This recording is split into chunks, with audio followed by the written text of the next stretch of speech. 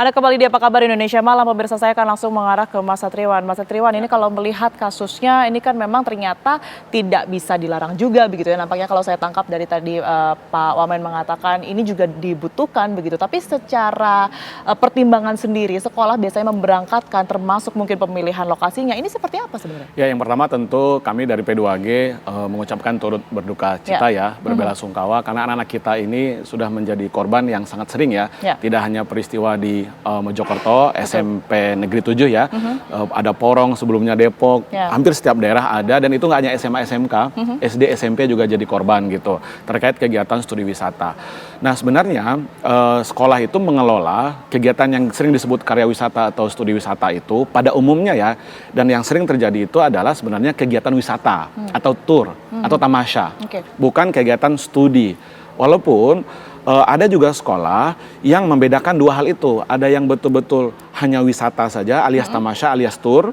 Yang kedua ada kegiatan studi ya kan dengan ada turnya di dalamnya gitu. Bahkan ada yang disebut field trip. Itu ya, perbedaannya seperti gitu apa? Ya. Sebenarnya sama gitu ya. Kalau di SMK itu ada kunjungan industri namanya gitu.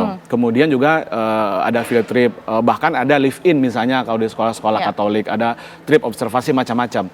Intinya itu kegiatan yang sifatnya di luar sekolah atau yang kita sebut sebagai pembelajaran luar ruang. Secara konsepsi itu ada dalam konteks studi. Karena dia adalah studi, berarti itu include ke dalam kurikulum sekolah atau madrasah. Wajib berarti ya? Wajib, ada yang wajib, kayak kunjungan industri dan seterusnya, ya kan. Kemudian kegiatan yang sifatnya studi di luar sekolah ini memberikan pengalaman yang bervariasi kepada anak, ya kan. Dan itu di negara-negara maju pun dikelola sedemikian rupa bahwa tempat belajar tidak hanya di ruang kelas sekolah, tapi bisa juga di luar sekolah, bisa ke museum, bisa ke pasar, benar nggak? Bisa ke tempat-tempat masyarakat adat dan seterusnya. Nah, ke pabrik dan seterusnya. Itu yang kita sebut sebagai tadi ada field trip, kunjungan industri, dan itu masuk ke dalam kurikulum. Nah, yang sering sebenarnya terjadi di pemberitaan kita selama ini adalah kegiatan yang sebenarnya itu hanya semata-mata tamasya atau tour, ya kan, tanpa studi. Tidak ada edukasi apapun berarti? Tidak ada edukasi gitu. Dalam konteks yang Mojokerto misalnya, ini kan juga wisata. Dalam konteks kasus yang sekolah, yang Porong ya, SMA Negeri 1 ya, Porong, itu juga kalau kita lihat acara foto angkatan, kelas 12 karena sudah mau perpisahan. Nah, momen-momen untuk kegiatan yang sifatnya perpisahan, kemudian tour gitu ya, kenaikan kelas itu biasanya di akhir tahun ajaran baru atau di akhir tahun biasa Desember atau biasanya Juli. Itu timing yang dipilih oleh sekolah pada umumnya ya. Nah, ini saya pikir harus ada regulasi memang dari Kemdikdasmen gitu ya untuk mengatur bagaimana pengelolaan dua kegiatan yang berbeda tadi.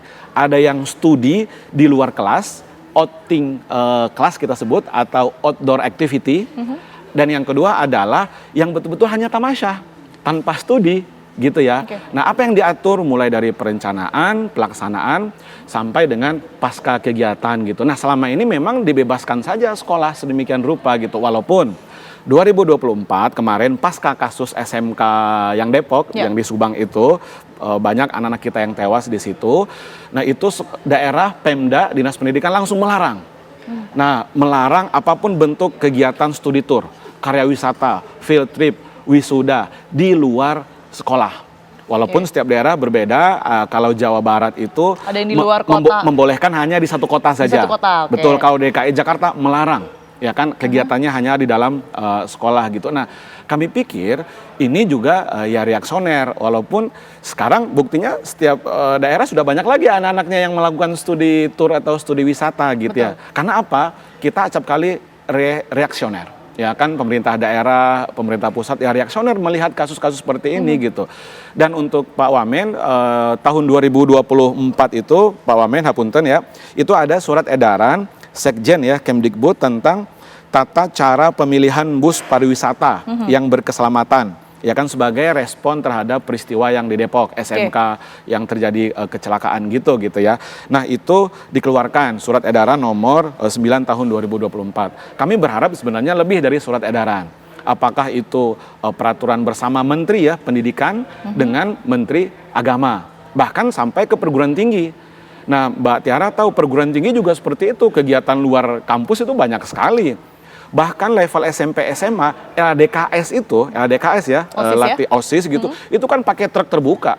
Walaupun dengan truk TNI, truk Polri, buktinya memang tidak menjamin juga gitu ya. Nah, yang di Porong itu kan truknya polisi gitu kan ya. Nah, ini betul-betul harus ada standar kesehatan, standar keamanan, standar keselamatan dalam bingkai tata kelola. Berapa orang minimal guru yang harus mendampingi, itu nggak ada. Kita membebaskan sekolah saja. Sekolah mengatur dirinya memang untuk itu, madrasah gitu ya. Jadi tidak diatur.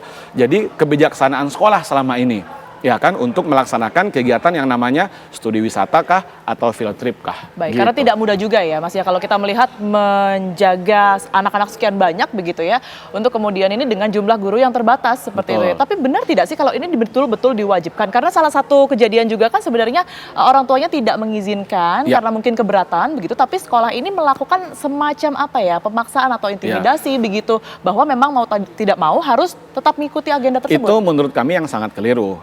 Itulah fungsi dari Dinas Pendidikan, ada pengawas sekolah ya, atau pendamping sekolah namanya sekarang.